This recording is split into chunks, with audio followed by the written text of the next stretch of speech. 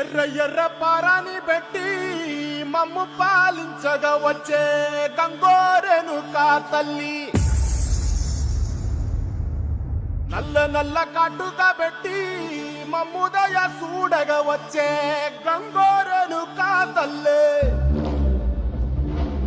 కల్లు కల్లు గజలు కట్టి మమ్ము నడిపించగా వచ్చే గంగోరెను కా తల్లి.